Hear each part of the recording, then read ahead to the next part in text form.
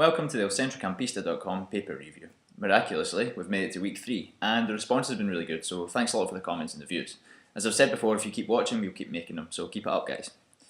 I'll be honest from the outset, apart from one team in particular, nudge nudge, wink wink, the Spanish papers have been a bit, tame and boring this week. Thankfully, old Galacticos, or Geriatricos as I like to call them, Levante, have provided some light in an otherwise dull moment. So, what better place to start then than with some Valencia-based papers? It's probably fitting to revisit our old friend, the paper that shares a name with the team, Levante.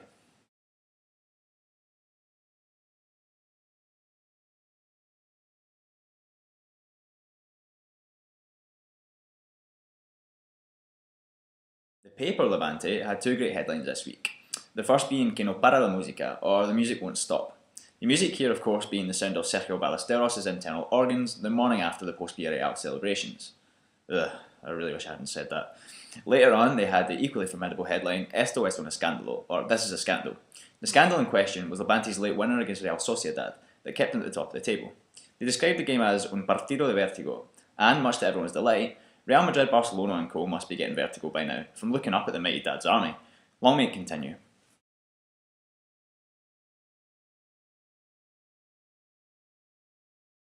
I was going to say we'll stick with the small teams, though I'm not really sure we can still call Levante that.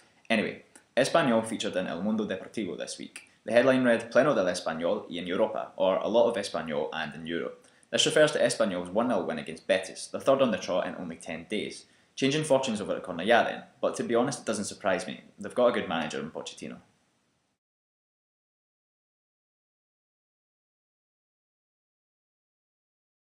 On the Barça side of things, much like the rather lacklustre game in the midweek, the headlines have been equally run-of-the-mill. One line of note, however, comes from El Puntabui, who said Continúan los problemas en la grada de animación, or the problems continue for the noisy section. For those of you unaware, Sandro Rosell and his board have been trying to launch a new initiative this year where, in a specific section of the Camp Nou, the fans who promise to make the most noise will be piled together, possibly at a discounted price. The problem is, many people see this as a rather cynical attempt to allow the Bosch's noise, the FC Barcelona casuals group banned by Laporta, back into the stadium, albeit probably without using their name. The Catalan police force, Els Mossos d'Esquadra, are unsurprisingly not too enthused or impressed, and have raised questions about the security implications of the new measure, delaying the launch of the scheme. It remains to be seen whether they'll actually get it off the ground in the first place.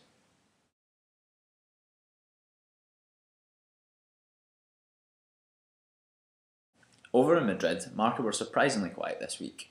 One headline of note, however, read Mu Team 191, Pep Team 188. This is in reference to the number of goals scored by Madrid under Mourinho and Barcelona under Guardiola since Mourinho's arrival. I'm not sure Guardiola will lose any sleep at night, however, as those two big shiny European and league trophies sitting on his bedside table might give him just a bit of consolation. Thank God that's over. That's pretty much it for the First Division papers this week. Now, let's move on to the next section. As usual, this part of the review is set aside for your requests. If there's a team, paper or result you think we need to cover, we'll endeavour to find the best headlines about it. In this case, however, it was actually a leak, and so, as requested, it's time to take a look at the often forgotten world of La Segunda, the second division in Spanish football.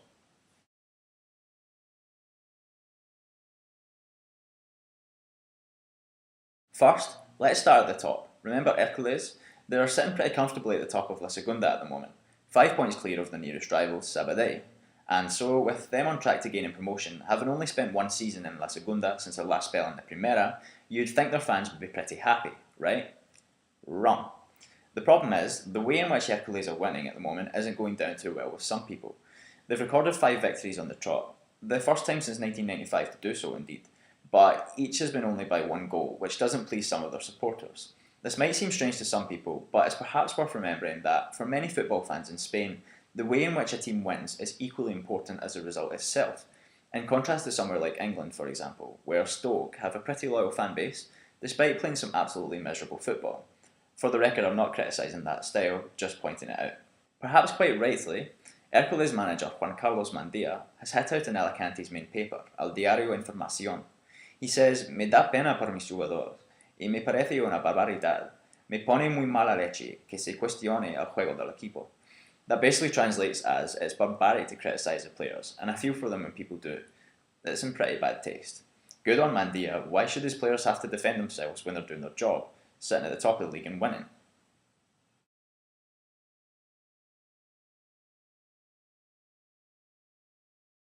As you may well imagine, if the team at the top of the table is being criticised, then those at the other end are getting it 10 times worse. While Sabadell are doing well and sitting in second, the rest of the Catalan teams are in general struggling.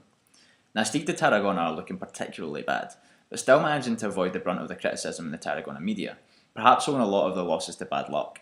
Still, they're currently sitting bottom of the league with a measly 4 points in 10 games and looking pretty damn terrible too, so it's quite surprising that they aren't being taken to the cleaners, so to speak. Girona, on the other hand, are not so lucky. Sitting third from the bottom on 7 points, they lost their 5th game this week and look in real trouble.